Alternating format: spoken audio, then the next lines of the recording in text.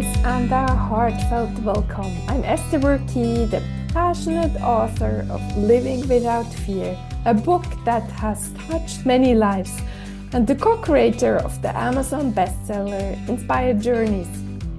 If you're here to explore new possibilities and find inspiration, you're absolutely in the right place.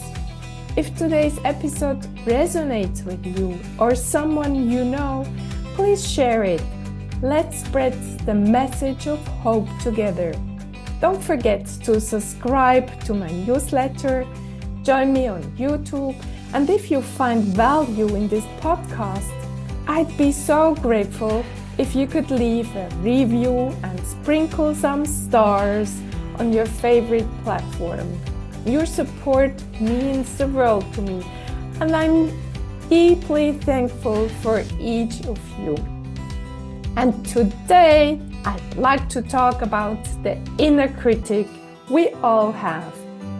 You might think, as I did a while ago, that you have the busiest and most strong inner critic, and that it is impossible to overhear or override it.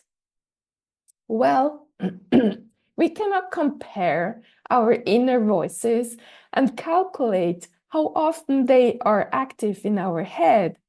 But let's imagine you have a very engaged critic, and imagine at the same time that you will be able to replace it by positive voices or transform it into something positive.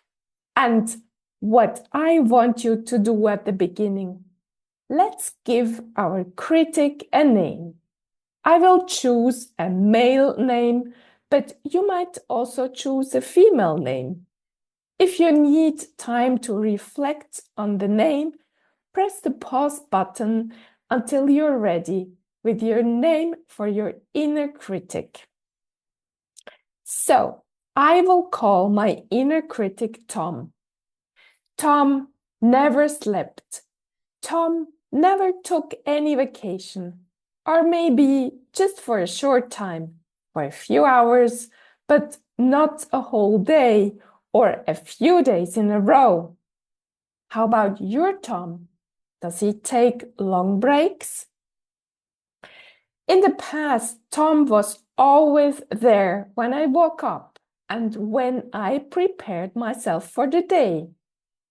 If your inner critic does this too, let's say, "Good morning, Tom. Thanks for being here because it gives me the feeling that I'm never alone.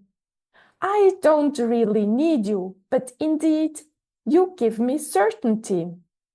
And listen, Tom, I hear you saying, I'm not good enough. I hear you giving me directions, what I should do better. I hear you judging every step I take, or nearly everyone. But let's have an honest conversation, Tom. I guess you want to protect me from being hurt, from being disappointed, from experiencing a big failure in whatever area of my life.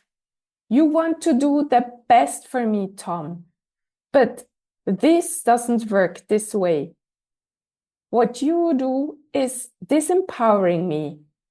When I listen to you, Tom, and when I believe what you say, I never dare to do something new. I never dare to start something uncomfortable. I never go beyond myself. I stay stuck, Tom. I feel unhappy. I hate my life. Do you really want this, Tom?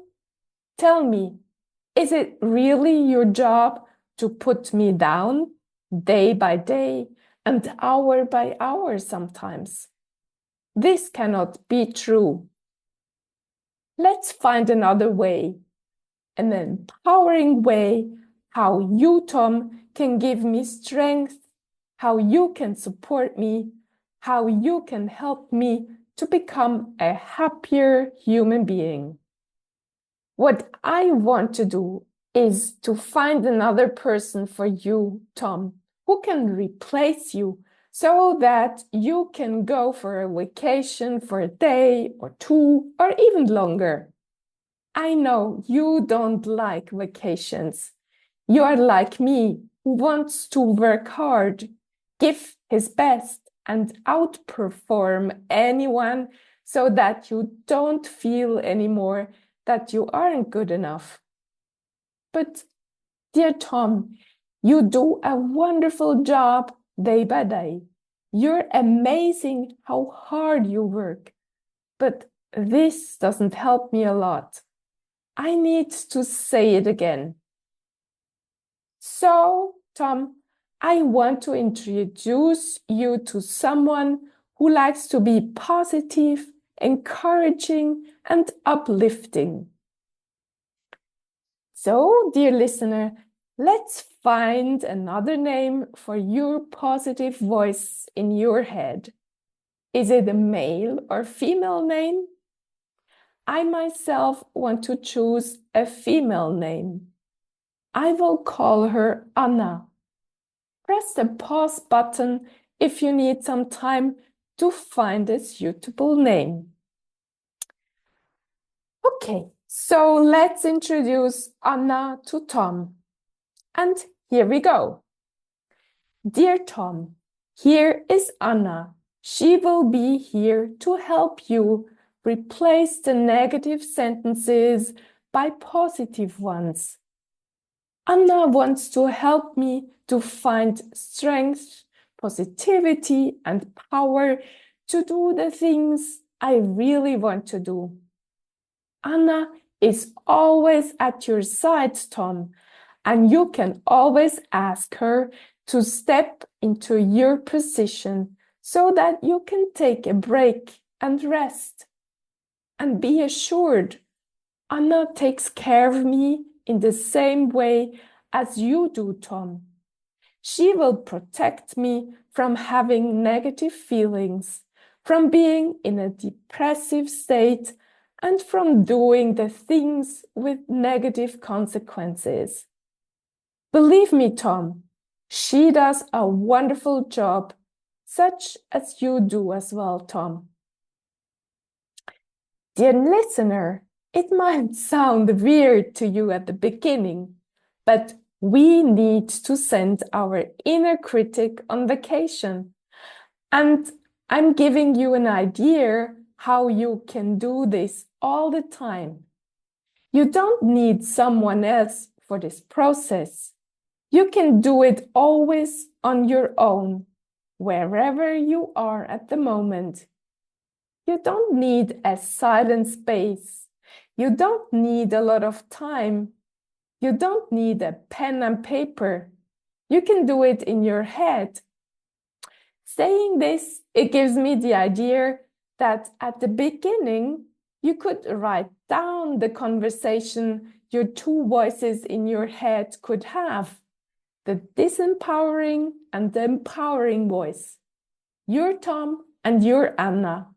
It might help you to do the process later more easily in your head.